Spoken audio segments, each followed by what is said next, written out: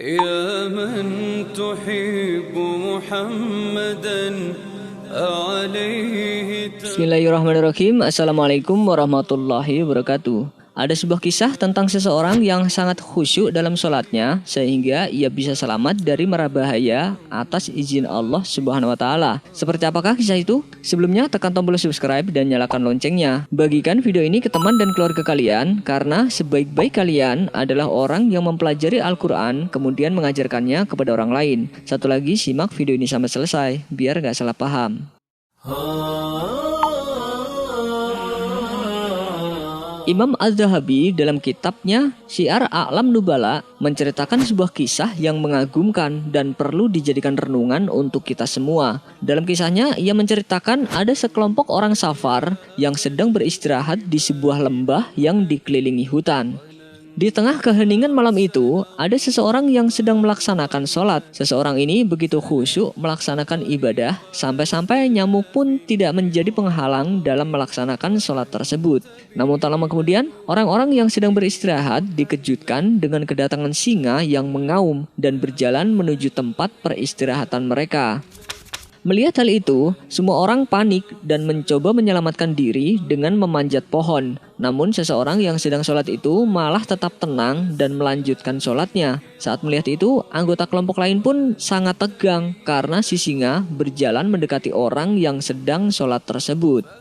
Anehnya, singa yang matanya menyorot tajam itu tidak langsung menerkamnya. Justru ia berjalan mengelilingi orang tersebut dan kemudian malah pergi meninggalkannya begitu saja. Karena singa itu benar-benar pergi, barulah teman yang lain menghampiri orang tersebut untuk memastikan ia baik-baik saja.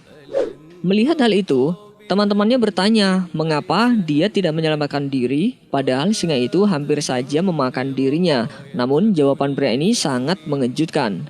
Ia menjawab, "Aku malu bahwa aku berdiri di hadapan Allah Subhanahu wa taala, tapi aku malah takut kepada salah satu makhluknya."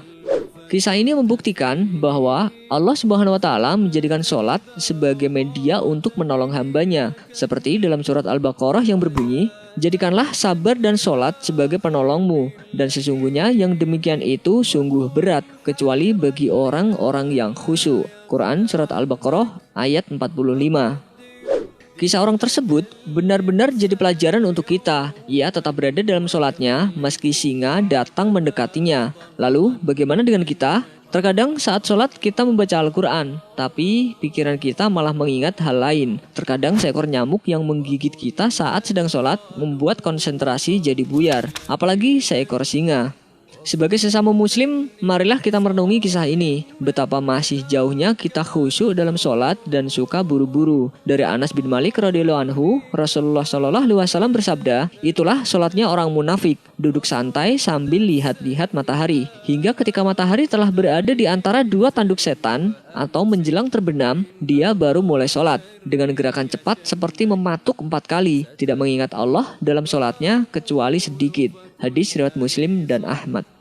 Semoga hadis dan kisah ini bisa mengingatkan kita agar lebih khusyuk dalam melaksanakan ibadah. Amin ya rabbal alamin. Wallahu a'lam bishawab. Wassalamualaikum warahmatullahi wabarakatuh. Sebelum beranjak dari video ini, mungkin video sebelumnya juga menarik untuk dilihat nih. Dalam sebuah kisah dari Anas bin Malik radhiyallahu anhu, diceritakan pernah ada seorang Arab Badui yang memasuki masjid dan ia kencing di salah satu sisi masjid. Namun melihat hal itu, Rasulullah Shallallahu Alaihi Wasallam malah membiarkannya karena suatu alasan. Arab Badui merupakan pengembara asli Arab. Biasanya mereka memiliki perawakan yang khas, yaitu bertubuh tinggi, hidung mancung, dan mempertahankan budaya dan cara hidup mengembara. Orang Arab Badui dikenal sangat jauh dari ilmu agama alias jahil. Maka tak heran mereka sering terlihat dan melakukan hal aneh. Salah satunya kencing di masjid seperti yang dikisahkan dari Anas bin Malik radhiyallahu anhu. Beliau berkata, seorang Arab Badui pernah memasuki masjid, lantas dia kencing di salah satu sisi masjid. Lalu para sahabat menghardik orang ini. Namun Nabi Shallallahu Alaihi Wasallam melarang tindakan para sahabat tersebut. Tatkala orang tadi telah menyelesaikan hajatnya, Nabi Shallallahu Alaihi Wasallam lantas memerintah para sahabat untuk mengambil air. Kemudian bekas kencing itu pun disirami. Hadis riwayat Bukhari dan Muslim.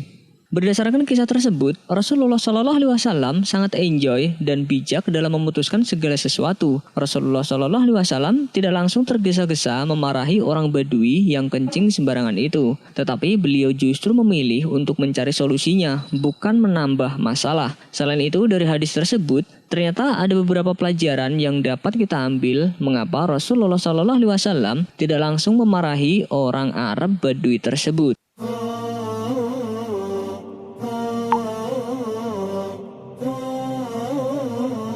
Pertama, hadis ini menunjukkan bahwa air kencing itu najis. Karena Rasulullah Shallallahu Alaihi Wasallam memerintahkan para sahabat untuk membersihkan lantai masjid yang terkena kencing tadi. Oleh karena itu, kencing dan kotoran yang keluar dari dalam tubuh manusia adalah najis. Selain itu, wajibnya membersihkan lantai masjid dari najis. Karena Rasulullah Shallallahu Alaihi Wasallam memerintahkan para sahabat untuk menyiramkan air pada najis tersebut. Kedua, Rasulullah Shallallahu Alaihi Wasallam melarang para sahabat untuk menghardik Arab Badui tersebut karena ada bahaya yang ditimbulkan di balik itu. Bahayanya, Arab Badui ini sedang kencing dan dihentikan seketika. Tentu akan membahayakan kesehatan dirinya. Bahaya lainnya adalah aurat orang ini bisa terbuka karena kaget sehingga berbalik. Kemudian para sahabat kemungkinan bisa melihat auratnya. Ditambah lagi, apabila dilarang dan diusir langsung, pasti ia akan terbirit-birit lari dengan terkencing-kencing yang bercacaran dan najis pun malah merembet kemana-mana.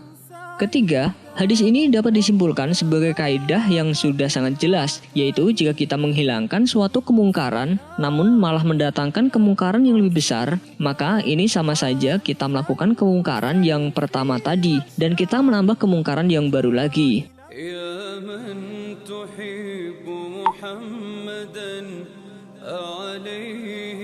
seperti halnya Rasulullah Shallallahu Alaihi Wasallam melarang orang Badui ini, beliau tidak langsung memarahi namun menjelaskan kepada orang Badui bahwa kencing di masjid dilarang karena masjid adalah tempat yang tidak diperbolehkan terdapat kotoran dan najis. Sehingga dengan demikian orang Badui yang sebelumnya belum tahu akhirnya menjadi tahu.